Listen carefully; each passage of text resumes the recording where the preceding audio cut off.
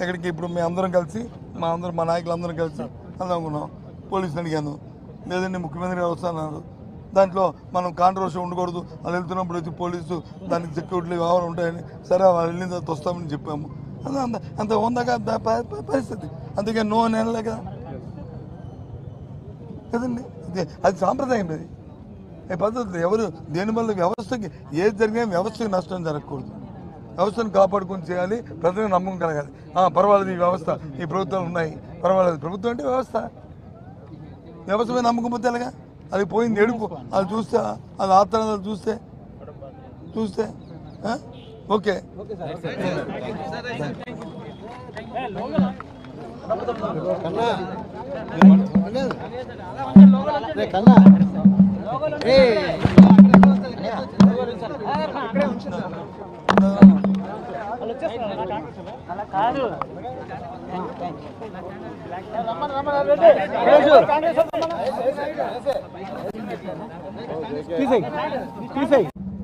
రెండు మూడు రోజులు ఏదైతే పని మీ ఇందాక మీకు చెప్పిన కలర్ చెప్పిన ఆ 2-3 రోజుల్లో చెక్కులు వాళ్ళ చేతిలో అందాలి.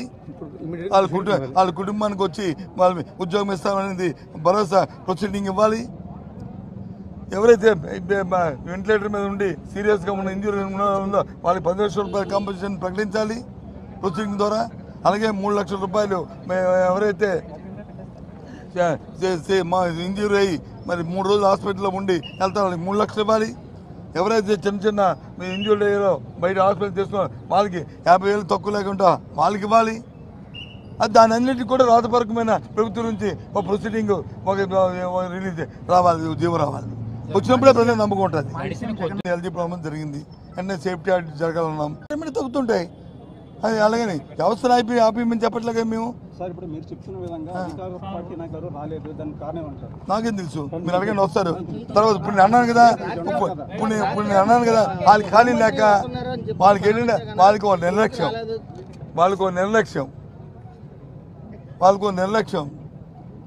నిన్న జరిగిన ఎన్నికల్లో వాళ్ళకి వచ్చిన ఇది చూసి ఏ రకంగా తెచ్చుకున్నారు అవి చూసి వాళ్ళకి వచ్చి ఎక్కడున్న అక్కడ లేవు అని నేను అనుకుంటాను. Maybe wrong or right.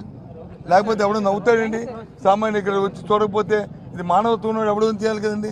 ప్రభుత్వంలోనే ప్రభుత్వం లేకపోయినా నేను ఇప్పుడు అక్కడికి వెళ్దాం అనుకున్నాను. ఎక్కడికి ఇప్పుడు మేము అందరం కలిసి మా నాయకులందరం కలిసి అనుకున్నాం.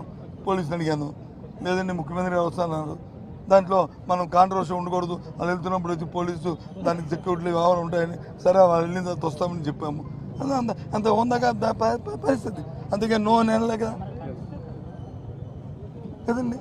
అది సాంప్రదాయం. అది పద్ధతి ఎవరు దేనివల్ల వ్యవస్థకి ఏది జరిగినా వ్యవస్థకి నష్టం జరగకూడదు. వ్యవస్థను కాపాడుకొని చేయాలి, ప్రజలకు నమ్మకం కలగాలి. పర్వాలేదు, ఈ వ్యవస్థ ఈ ప్రభుత్వాలు ఉన్నాయి, పర్వాలేదు. ప్రభుత్వం అంటే వ్యవస్థ మీద నమ్మకం పోతే ఎలాగా? అది పోయింది ఎడుపు, అది చూస్తే అది ఆత్మలు చూస్తే ఓకే.